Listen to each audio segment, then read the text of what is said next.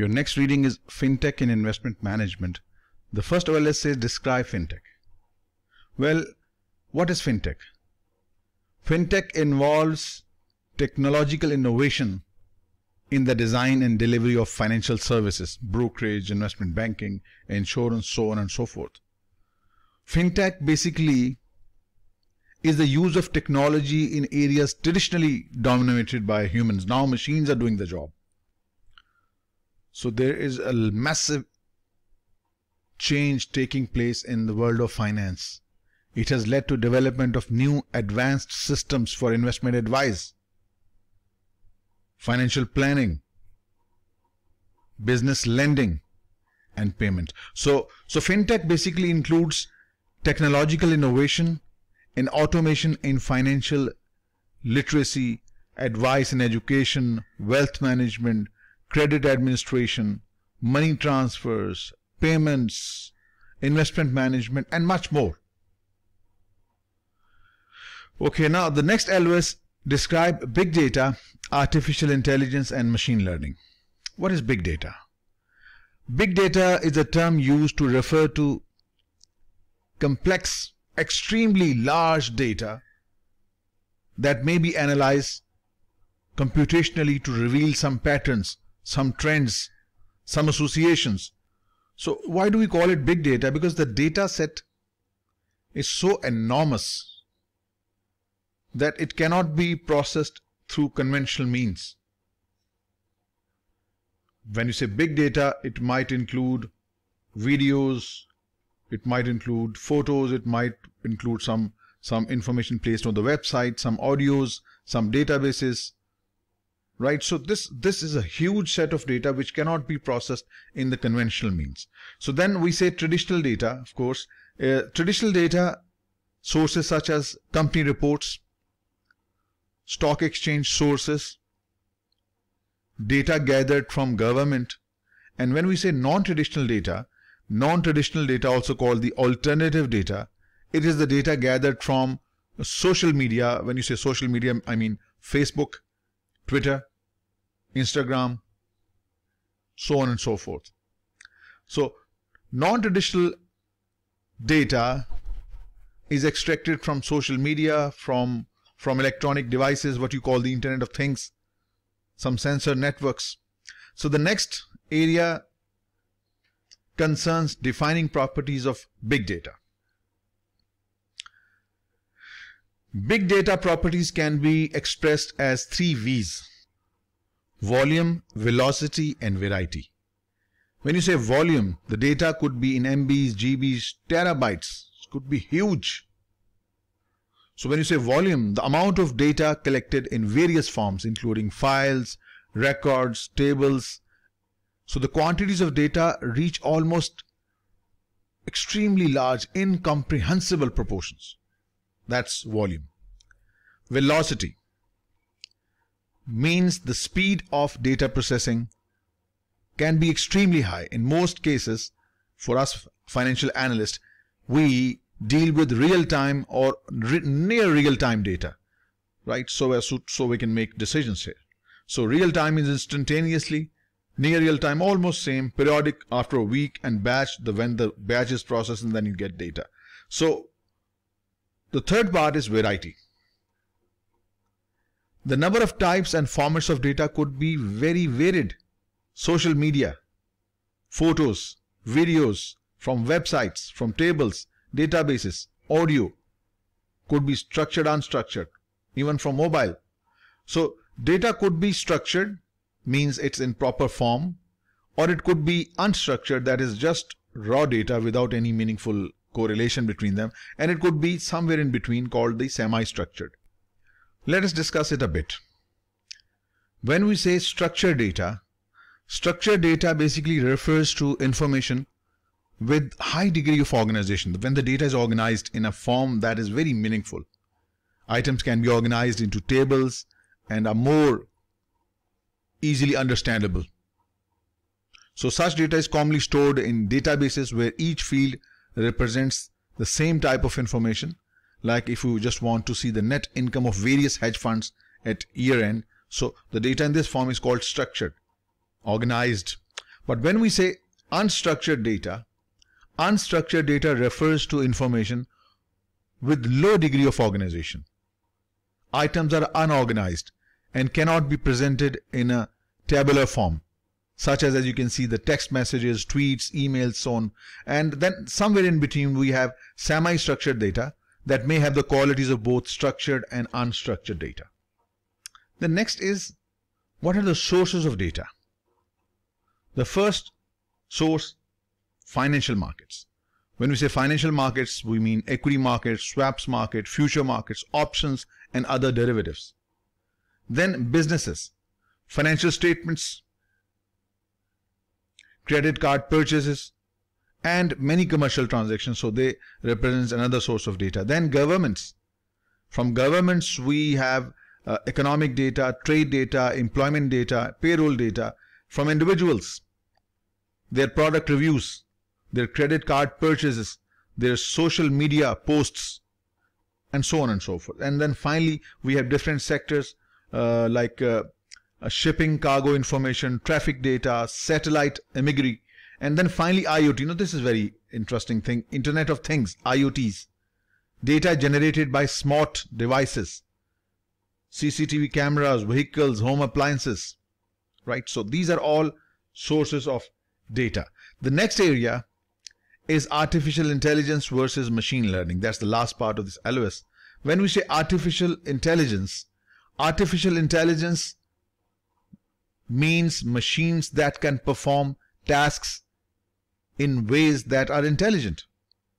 So basically, artificial intelligence is the development of computer systems that exhibit cognitive and decision-making abilities that are sometimes comparable and sometimes even superior to those of human beings.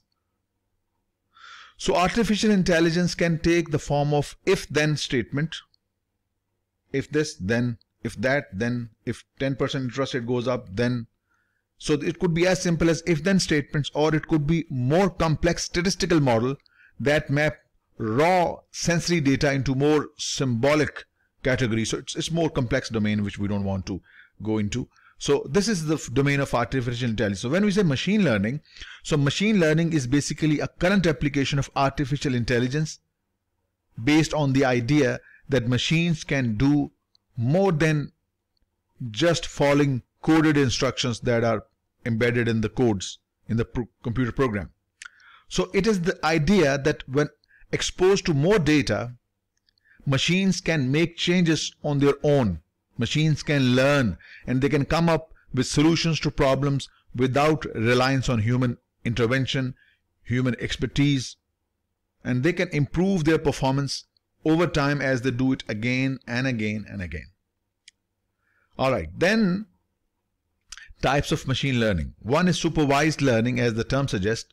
Computers learn to model data based on some labeled training data that contains both input and desired output. So it's like more constrained learning, where computer is provided a boundary within which it has to learn and act, right? So each training example has one or more inputs and a desired output. So it's like more a guided training.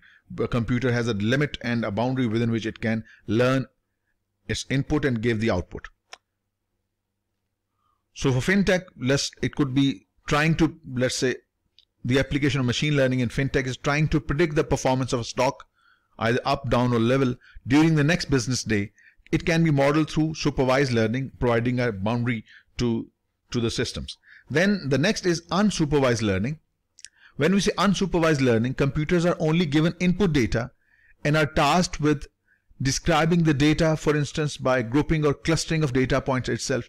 Computer learns from data itself. Computer learns from data that has not been labeled or categorized. The computers can then react based on the presence or absence of any commonalities. So for example, trying to group companies based on their financial characteristics and not on geographical or industrial characteristics. So the companies can be categorized by the system this way. Okay.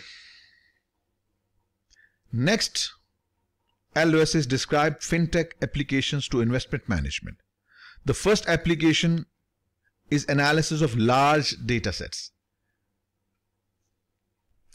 Well, Fintech can analyze large data sets consisting of share prices, financial statements, economic indicators, and other qualitative bits of information. So such a huge data then can be processed and results are integrated into a portfolio manager's investment decision-making process.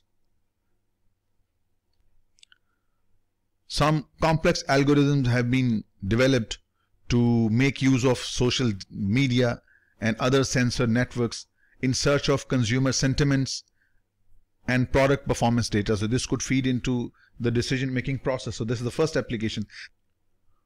Automated trading.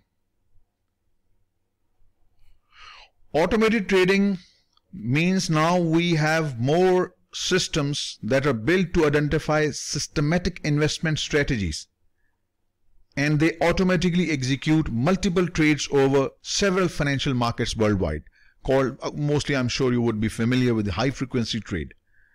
So system will place buy and sell orders itself by analyzing large sets of data. So the major selling point is increased market destinations. You can transact in many financial markets worldwide. Investment banking departments have reduced number of employees considerably by the application of automated trading. So this is a major application of fintech to investment management. Then the third one is analytical tool. Machine learning algorithms built to sort through enormous amounts of financial data. So much data is there. So we can use this fintech application into analyzing large sets of data from companies' filings, from earning calls, profit warnings. So these algorithms are then able to identify or unearth trends and identify buy and sell stocks. So this could be very helpful for decision making in investment advice. Then we have automated advice. Robo-advisors called internet-based intelligent models that provide investment advice with minimal human intervention. So such systems, they will simply sign you up. You will complete a short survey about your investment needs and risk tolerance. So then the system will develop an automated investment plan for you. And another interesting application of fintech is in risk management. Big data contains variety of information. It may include liquidity information of a company and its competitors and the balance sheet and cash flow position. So as a result, big data models can be built to aggregate, analyze and interpret this data in real time. So this way it is now possible to identify weakening positions and adverse trends in advance. So we can manage risk using fintech as well. Next, LOS says describe financial applications of distributed ledger technology, called DLT. So what is distributed ledger technology?